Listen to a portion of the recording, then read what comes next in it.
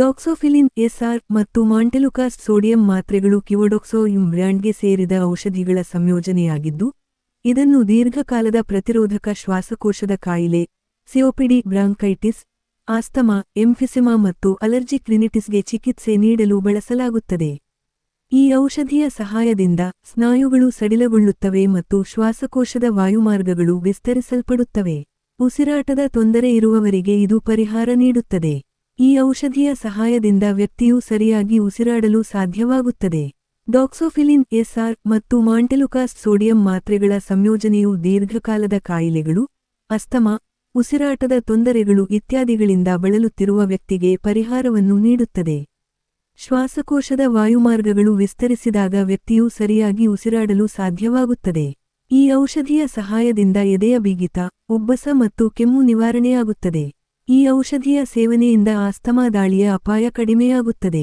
ಹೀಗೆ ಔಷಧಿಯ ಸೇವನೆಯಿಂದ ವ್ಯಕ್ತಿಯು ಯಾವುದೇ ತೊಂದರೆಯಿಲ್ಲದೆ ಉಸಿರಾಡಲು ಸಾಧ್ಯವಾಗುತ್ತದೆ ಮತ್ತು ಅಸ್ತಮಾದ ಅಪಾಯವೂ ಕಡಿಮೆಯಾಗುತ್ತದೆ. ಡಾಕ್ಸೋಫೈಲ್ ಲೈನ್ ಎಸ್ಆರ್ ಮತ್ತು ಮಾಂಟೆಲುಕಾಸ್ಟ್ ಸೋಡಿಯಂ ಮಾತ್ರೆಗಳ ಉಪಯೋಗಗಳು. ಔಷಧಿಯ ಸಂಯೋಜನೆಯು ಆಸ್ತಮಾ ದಾಳಿಗಳು ಮತ್ತು ದೀರ್ಘಕಾಲದ ಪ್ರತಿರೋಧಕ ಶ್ವಾಸಕೋಶದ ಕಾಯಿಲೆ, ಸಿಒಪಿಡಿ ಸೇರಿದಂತೆ ಉಸಿರಾಟದ ಅಸ್ವಸ್ಥತೆಗಳಿಗೆ ಚಿಕಿತ್ಸೆ ನೀಡಲು ಸಹಾಯ ಮಾಡುತ್ತದೆ. ಔಷಧಿಗಳ ಎರಡೂ ಪೂರಕಗಳು ಉಸಿರಾಟದ ಸಮಸ್ಯೆಗಳಿಗೆ ಚಿಕಿತ್ಸೆ ನೀಡಲು ಮತ್ತು ವ್ಯಕ್ತಿಯನ್ನು ಆರಾಮದಾಯಕವಾಗಿಸಲು ಸಹಾಯ ಮಾಡುತ್ತದೆ. ಶ್ವಾಸಕೋಶದಲ್ಲಿನ ಅಡಚಣೆಯನ್ನು ಈ ಔಷಧಿಯ ಸಹಾಯದಿಂದ ಚಿಕಿತ್ಸೆ ನೀಡಲಾಗುತ್ತದೆ. ಶ್ವಾಸಕೋಶದಲ್ಲಿನ ಅಡಚಣೆಗೆ ಚಿಕಿತ್ಸೆ ನೀಡಿದಾಗ ವ್ಯಕ್ತಿಯು ಯಾವುದೇ ತೊಂದರೆಯಿಲ್ಲದೆ ಉಸಿರಾಡಲು ಸಾಧ್ಯವಾಗುತ್ತದೆ. ಔಷಧವು ಉರಿಯೂತವನ್ನು ಕಡಿಮೆ ಮಾಡಲು ಮತ್ತು ಮೂಗಿನ ಊತವನ್ನು ಕಡಿಮೆ ಮಾಡಲು ಸಹಾಯ ಮಾಡುತ್ತದೆ. ಡಾಕ್ಸೋಫೈಲಿನ್ ಎಸ್ಆರ್ ಮತ್ತು ಮಾಂಟೆಲುಕಾಸ್ಟ್ ಸೋಡಿಯಂ ಮಾತ್ರೆಗಳ ಅಡ್ಡಪರಿಣಾಮಗಳು. ಅಡ್ಡಪರಿಣಾಮಗಳು ಎಲ್ಲಾ ಜನರಿಗೆ ಸಂಭವಿಸುವುದಿಲ್ಲ, ಆದರೆ ಕೆಲವು ಜನರು ಈ ಕೆಳಗಿನ ಅಡ್ಡಪರಿಣಾಮಗಳನ್ನು ಅನುಭವಿಸಬಹುದು.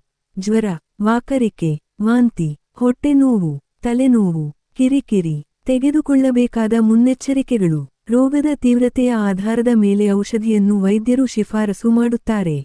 ವ್ಯಕ್ತಿಯು ಔಷಧಿಯನ್ನು ಸ್ವಂತವಾಗಿ ತೆಗೆದುಕೊಳ್ಳಬಾರದು ಅಥವಾ ಔಷಧಿಗಳ ಬಳಕೆಯನ್ನು ನಿಲ್ಲಿಸಬಾರದು ಎಂದು ಸಲಹೆ ನೀಡಲಾಗುತ್ತದೆ. ಚಿಕಿತ್ಸೆಯ ಪ್ರತಿಕ್ರಿಯೆಗೆ ಅನುಗುಣವಾಗಿ ಔಷಧದ ಡೋಸ್ ಬದಲಾಗುತ್ತದೆ. ಪ್ರತಿಕೂಲ ಪರಿಣಾಮಗಳನ್ನು ತಡೆಗಟ್ಟಲು ಕೆಳಗಿನ ಮುನ್ನೆಚ್ಚರಿಕೆಗಳನ್ನು ಗಂಭೀರವಾಗಿ ತೆಗೆದುಕೊಳ್ಳಬೇಕು.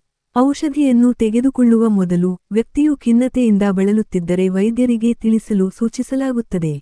ಆಂಟಾಸಿಡ್, ಆಂಟಿಬಯೋಟಿಕ್ಗಳು ಇತ್ಯಾದಿಗಳೊಂದಿಗೆ ತೆಗೆದುಕೊಂಡರೆ ಪರಸ್ಪರ ಕ್ರಿಯೆಯ ಸಾಧ್ಯತೆಯಿದೆ. ಅಡ್ಡಪರಿಣಾಮಗಳು ತೀವ್ರವಾಗಿರುವ ಸಾಧ್ಯತೆಗಳಿರುವುದರಿಂದ ಆಲ್ಕೋಹಾಲ್ ಸೇವನೆಯನ್ನು ಮಿತಿಗೊಳಿಸಲು ಸಲಹೆ ನೀಡಲಾಗುತ್ತದೆ. ಔಷಧಿಯನ್ನು ಬಳಸುವ ಮೊದಲು ವ್ಯಕ್ತಿಯು ಹೊಟ್ಟೆಯ ಹುಣ್ಣು ಸೇರಿದಂತೆ ಹೊಟ್ಟೆಯ ಸೋಂಕಿನಿಂದ ಬಳಲುತ್ತಿದ್ದರೆ ವೈದ್ಯರಿಗೆ ತಿಳಿಸಲು ಸೂಚಿಸಲಾಗುತ್ತದೆ.